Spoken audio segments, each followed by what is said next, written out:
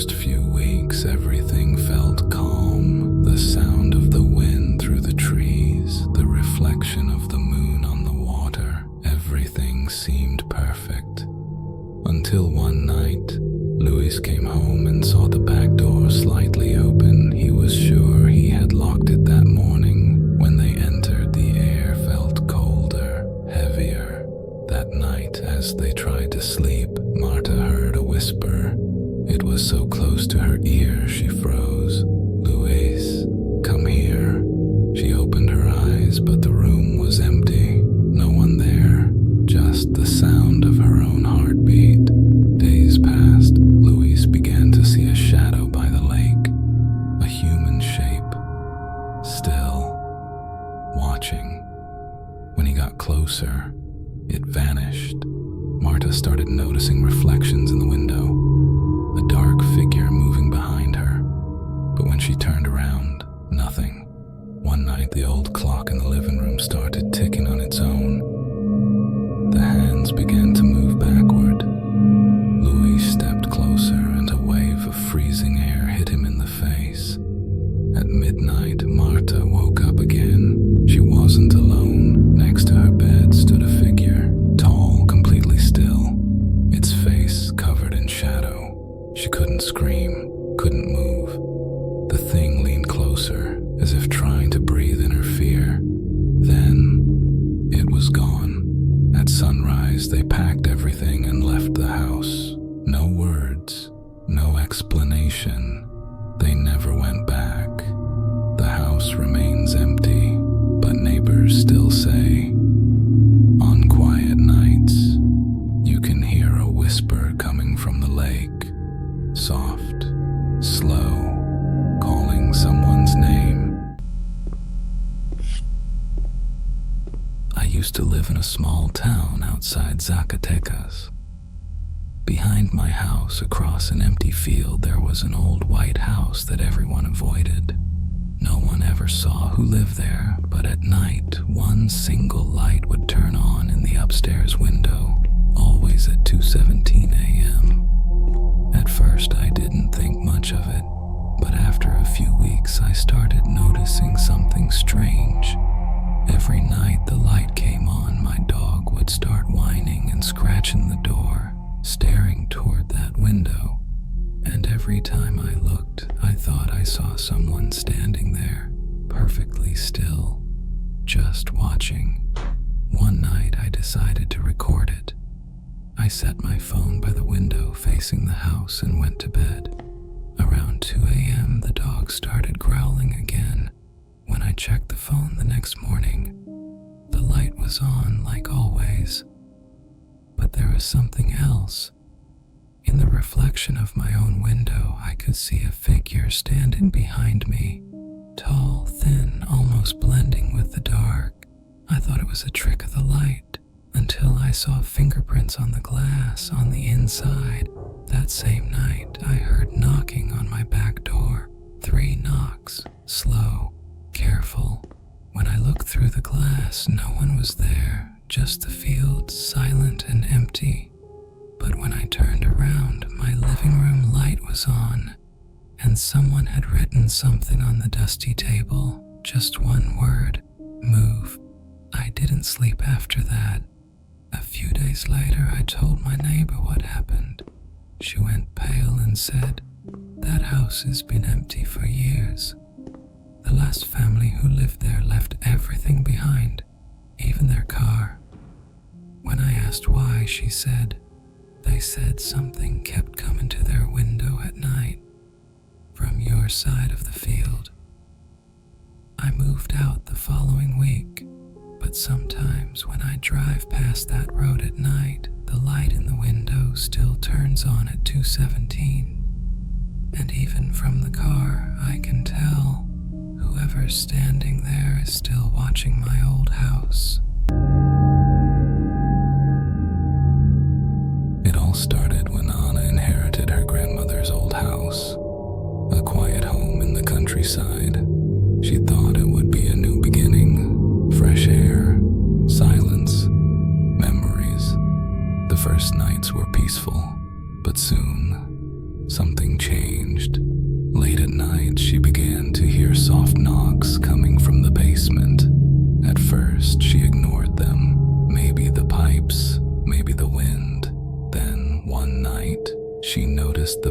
basement door was slightly open. She was sure she had locked it before bed. Anna turned on the light. Nothing. Only the dripping sound of water on the cold concrete floor. The next morning, she found a dark stain spreading across the basement floor. It looks like something had been dragged. No animal tracks, no explanation. The sounds grew louder each night, whispers at first, then screams, a woman's cry for help, a man's deep growl. Anna stopped sleeping. Every time she closed her eyes, she saw a shadow standing at the end of her bed. One night, she woke up, unable to move. Her chest felt heavy. The light from the hallway slowly faded, and a voice whispered, "Leave." When she finally could move, she ran downstairs, straight into the basement. In the middle of the room was a small old music box. It wasn't playing. She opened it, and inside was a photograph of her grandmother. On the back, written in pencil, were 3 words, "I'm not alone." Anna sold the house 2 months later. No one ever stayed there for long.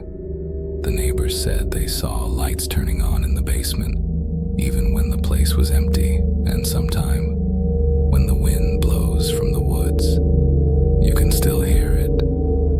A faint whisper telling you to leave.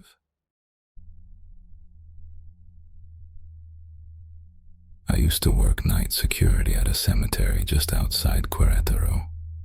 I took the job because it paid well, and honestly, I didn't believe in any of that ghost stuff. The first few nights were quiet, just the sound of crickets, wind, and the gates creaking from time to time. But after my first week, things changed. Around 2 a.m., I started hearing footsteps on the gravel path near Section 12. At first, I thought it was stray dogs, but then the steps stopped right behind me. When I turned around, no one was there.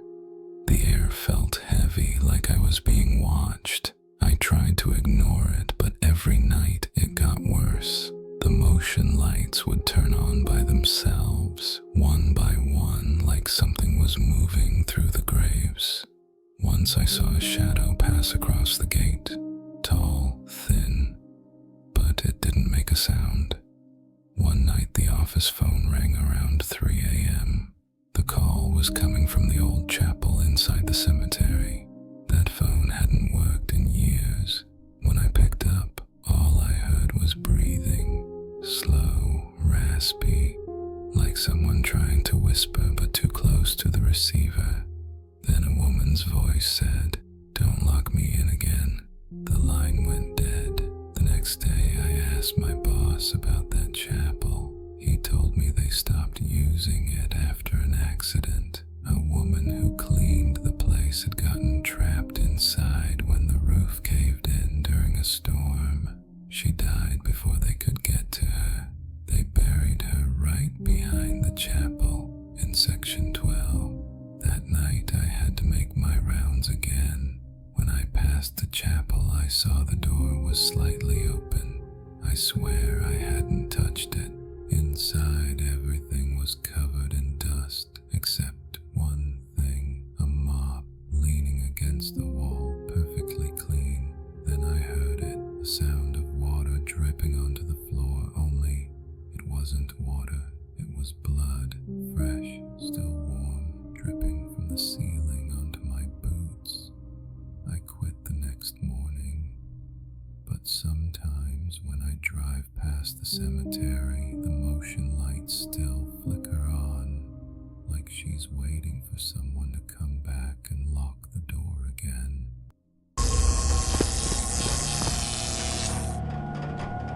I used to work as a substitute teacher at a small elementary school outside Monterey. It was an old building, chipped walls, broken clocks, and the kind of silence that never felt right. One morning, they asked me to cover for a 3rd grade class in a room at the end of the hallway, room 8.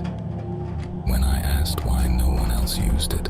The secretary just said, "We try not to, unless we have to." The moment I walked in, something felt off. The air was colder than the rest of the building, and the kids were too quiet. Not the usual kind of quiet. It was like they were listening to something. Halfway through the lesson, I noticed one girl sitting alone in the back. Her name was Inez. She didn't speak, didn't write. She just stared at the blackboard, even when I wasn't writing anything. During recess, I asked one of the boys who she was. He whispered, "She doesn't go here anymore." I laughed it off until I saw the attendance sheet. There was no Inez listed anywhere. When the bell rang, I turned around to tell the class they could leave, but the chair in the back was empty, still warm. That night, I asked one of the older teachers about room 8. Her face went pale. She told me that 10 years ago, a girl named Inez died there. She stayed behind after class, and no one ever figured out why the door locked from the inside. They found her sitting at her desk the next morning, staring straight at the blackboard with her fingernails torn off, like she'd been scratching something. The next day, I went back to return the class keys, but I stopped at room 8. Inside on the chalkboard, someone had written in perfect handwriting, "Can I go home now, miss?" No one else was in the building, and when I looked down, there were small, dusty handprints all over my desk. The boy who was never enrolled. They say the most innocent places hide the most terrifying secrets, and if you really think about it, what could be more innocent than a kindergarten? It happened a few years ago in a small town. The teachers thought it was a prank at first, until the cameras showed what no one could explain. Miss Laura had been teaching at Little Steps Kindergarten for 7 years. She loved her job, the laughter, the drawings, the endless noise of children. But at the start of the new school year, something felt wrong. Something she couldn't quite name. Every morning, when she took attendance, a small boy in a blue uniform sat quietly at the very back of the classroom. He never raised his hand, he never played, he just watched. His eyes were strange, like he wasn't really there. When Laura asked his name, he whispered, almost afraid to speak. My mom said I'm not supposed to tell. She smiled, thinking he was shy. But that afternoon, when she checked the enrollment list, his name wasn't there, not anywhere. She asked the children about him. They all said he was their friend. They even drew pictures of him. But in every single drawing, his face was scribbled out with a black crayon. Laura felt uneasy. The next morning, she stood by the door and greeted each child as they arrived. She counted them carefully, one by one. But when she turned to face the class, there he was again, already sitting in the back, smiling. That night, she stayed late and watched the classroom security footage. At first, everything looked normal. Children entered, laughing, dropping their bags, running to their seats. And then, at minute 12, the camera flickered. For half a second, there was static, and when the image cleared, the boy was there, sitting perfectly still in the last chair. The door had never opened. She checked the footage from the previous days. Every time, the same thing. He simply appeared. No entry, no sound, just appeared. The next morning, Laura arrived before everyone else. The classroom was empty, the chairs perfectly lined up, but on the last desk lay a piece of paper.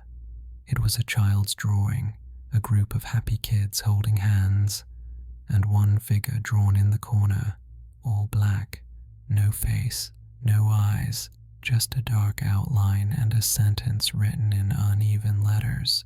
I want to be on the list too. That was the last day Miss Laura ever taught there. Weeks later, the parents started noticing something strange in their children's drawings. The same black figure kept appearing in the corner of every page, sometimes standing behind them, sometimes holding their hands, always faceless, always watching. No one could explain it. No one remembered seeing a boy in a blue uniform, but when the school tried to find the previous construction records, they discovered something buried. Before the kindergarten, the building had been a small daycare. It had burned down decades ago. 3 children never made it out, and one of them had never been officially registered. Now, every new teacher who enters that classroom swears they feel someone sitting behind them when they stay after hours.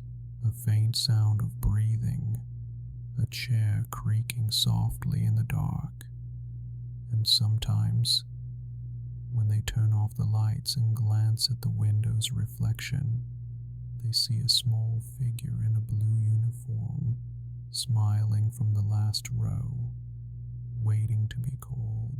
If you like it, I invite you to leave me a like and subscribe. Story number 2. The Sleep Room.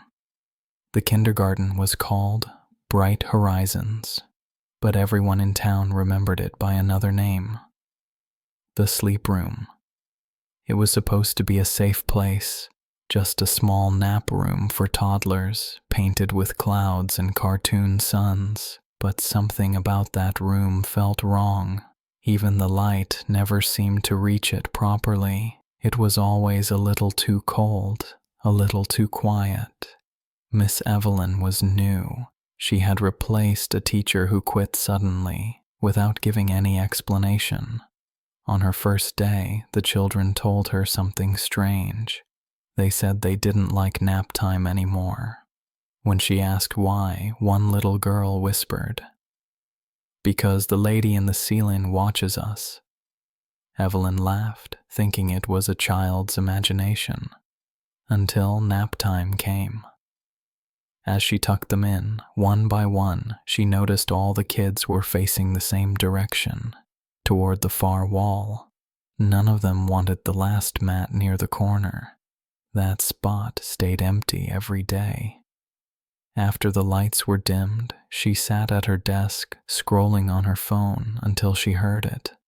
A small, rhythmic tapping, like fingernails brushing wood. She looked up. Nothing. The sound stopped, then came again, a little louder, directly above her.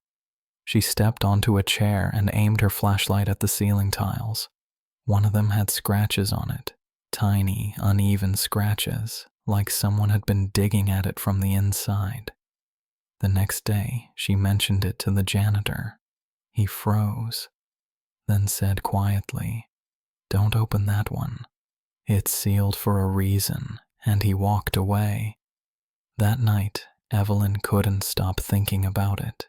She went back to the room after hours, alone, the building empty. The hallways smelled of old crayons and bleach. When she reached the nap room, she turned on her flashlight and noticed something. All the sleeping mats had been moved into a perfect circle. In the center, on the floor, were small handprints made of chalk dust, child-sized, and one larger. She told herself it was a prank, but as she turned to leave, the lights flickered, and from above, she heard it again, that same tapping, faster this time. Then a voice, soft, almost kind. "I used to help them sleep." The tile above her shifted, just slightly. A thin hand, gray, trembling, reached through the gap and dragged its nails along the edge. Evelyn froze. The whisper came again, closer. "They never wake up crying anymore." She ran. No one saw her again after that night. The next morning, the children were found waiting outside the nap room. calm, smiling. All their little mats were gone. The floor was bare, except for one new thing: a drawing, crayons pressed deep into the paper, a circle of children all asleep, and a tall woman standing above them with hollow eyes and no mouth. At the bottom, written in red, "Thank you for keeping us quiet." Weeks later, the janitor quit too. He told the principal the ceiling tile had fallen during cleaning. Behind it, they found a small wooden cradle wedged in the beams, rocking ever so slightly, as if something invisible still slept inside. No one enters the sleep room anymore, but at night, when the wind moves through the halls, teachers swear they can hear the faint sound of humming, a lullaby, soft and broken, echoing from the ceiling. And sometimes, if you stay long enough, you can still hear the tapping, like fingernails brushing the wood. It started 3 weeks ago. I woke up one night and my phone camera was on, recording. The video showed me sleeping peacefully, except I don't remember turning it on, and the angle wasn't from my nightstand. It was from above me, like someone was holding the phone. I tried to convince myself it was just a glitch, or maybe a prank, but the next night, it happened again. A new video appeared at 3:14 a.m. This time, the camera slowly zoomed in on my face. You could see my eyes twitching under my lids. Then a whisper, a man's voice, soft, calm. He said, "Almost awake." I threw up after hearing it. I live alone. No one has my keys. I changed my locks. I even covered my phone camera with tape. For a few nights, nothing happened. Then, last Friday, I woke up to the sound of breathing, not mine, heavy, right next to my ear. When I opened my eyes, the room was pitch black, but I could feel someone there, standing over me. I turned on the light. No one, just my phone. Lying on the floor, the camera app was open, and in the corner of the screen there was a reflection of me, as if I was still lying down. Eyes closed. I checked my gallery again. There was a new folder, hidden inside, dozens of videos, each one from different nights, each one showing me sleeping, but the angle changes, sometimes from the doorway, sometimes from right above my face, sometimes from under the bed. I called the police. They didn't find any signs of forced entry, but one officer looked pale after checking my phone. He asked me quietly, "When did you last sleep?" I told him, "Last night." He just stared at me and said, "Then who's the person sleeping in these videos?" "Tonight."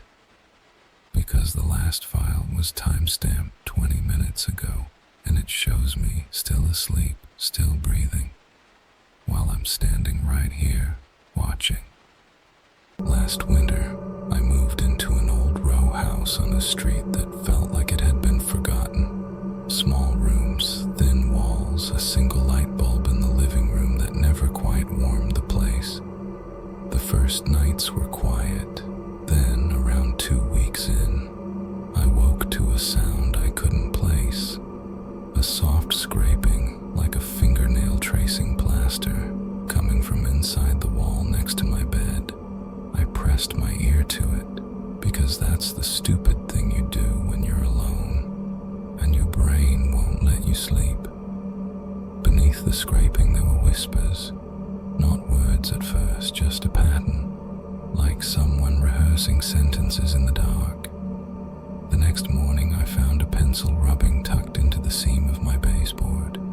Small, careful letters. It said, "Do you remember? I live alone. I don't own a pencil like that." Days later, I woke with a smell in the room. Old perfume, powdery, the kind that belongs to photographs. And on my dresser, a single photograph had appeared face down. When I flipped it, it was me, smiling at a party I couldn't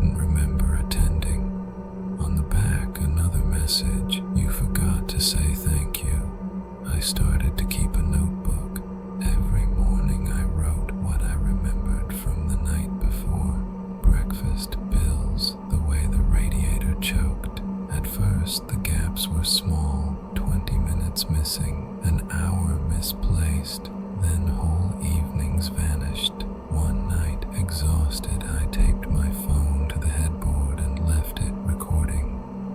At 3:03 a.m. the file shows me asleep. At 3:27 a.m. there's a figure in the doorway, a shadow at first, then leaning closer as if reading my notebook, flipping pages with invisible fingers. It doesn't touch me, it doesn't need to. It watches and the room fills with the sound of my own voice, soft, reading aloud lines I'd never written. When I woke, the notebook was open on my lap. The pages were full.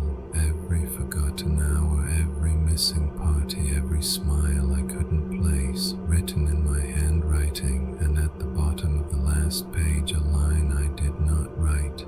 It said, "Thank you for remembering me." I moved out the next day.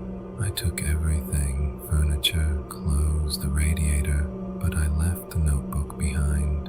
Some part of me wanted it to stay, to be the thing that kept whatever had been living in that wall anchored, contained. Tonight I checked the photos on my phone. There's a single new image, taken from inside the house I left, a page of a notebook, photographed close up, my handwriting across it, clear as if I wrote it yesterday. It says, "Did you remember to lock the door?" And now, sometimes I wake at night and hear, faintly, the sound of pages turning, like someone hoping I will forget again. In the heart of Chihuahua, Mexico, there's a bridal shop that has been open for nearly a century. Its window display has always drawn attention, not because of the dresses, but because of her.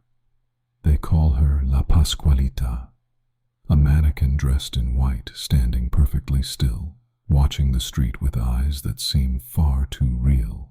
She appeared in the shop window in 1930. The owner, a woman named Pascuala Esparza, introduced her as the new model for her wedding gowns. But almost immediately people began whispering. The mannequin's skin looked too human, the veins too faintly blue beneath the surface. Her hands had fingerprints, her nails looked freshly manicured, and her glassy eyes seemed to follow you when you walked by. One night, a worker stayed late sewing a dress. She swore she saw the mannequin's expression change. The next morning she quit, said the figure had smiled at her. Then the rumors began, that La Pascualita wasn't a mannequin at all, that she was Pascuala's own daughter, preserved after dying tragically on her wedding day. The story said the bride had been bitten by a black widow spider just hours before her ceremony. She collapsed in her gown, and Pascuala, unable to face the loss, had her body embalmed. Then she placed her in the window, so her beauty would never fade. Of course, no one could prove it, but strange things kept happening. Every night employees covered her with a cloth, and every morning they found her positioned differently. One time, her eyes seemed red, as if she'd been crying. Another morning, her veil was missing, found later on the floor near the door. People came from all over Mexico to see her. Some left flowers, others prayed. A few swore that at dusk, when the light hits her face just right, she blinks. The legend says her spirit never left the shop, that she still waits for the wedding that never happened. Today, La Pascualita still stands there, behind the glass. Her dress changes every season, but her face never does. If you walk past at night, you can see your reflection beside hers, and sometimes, if you look long enough, you'll notice she's not looking back at you anymore, because she's already watching something behind you. I've been a truck driver for 17 years, and I've seen some strange things on the road, but nothing like what happened last month on Highway 59. It was around 2 a.m., fog thick as smoke, just me, my rig, and miles of empty asphalt. I'd been driving straight for 10 hours, hours and was fighting to keep my eyes open when I saw her. A woman standing on the shoulder of the road, waving. She looked lost, pale, wearing an old denim jacket and no shoes. I slowed down, rolled the window down, and asked if she needed help. She didn't say a word, just pointed to the passenger seat. Against my better judgment, I unlocked the door. She climbed in, hands shaking, staring straight ahead.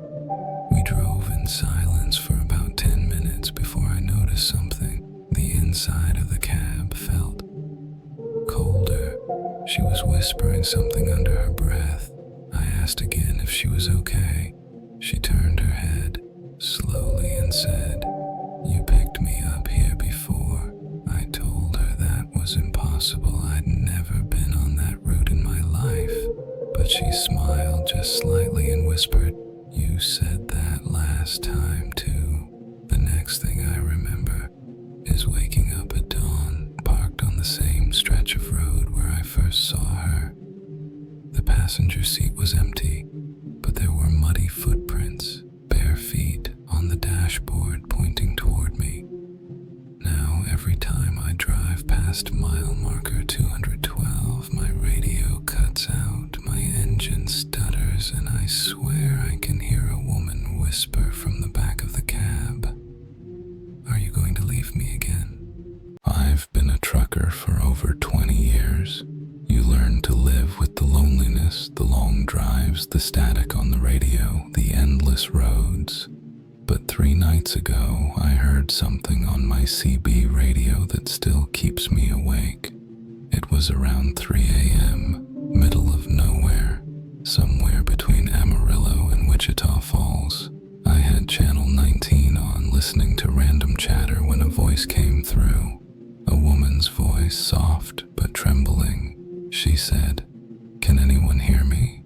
Please help me." I grabbed the mic and asked where she was. Static. Then she whispered, "I'm on the road. I can't get out of the truck." I thought it was some prank, but then she said my name, my full name, the one only my mother used. I froze. I hadn't said my name once on that channel. I asked who she was. She didn't answer, just started crying. Loud, ragged sobs, then silence. A minute later, I passed a wreck on the side of the highway, an overturned 18-wheeler. The cab was burned out, still smoking. I slowed down. It had my company's logo on it, my exact route number printed on the door. I radioed dispatch to report it, but they said all trucks were accounted for, including mine.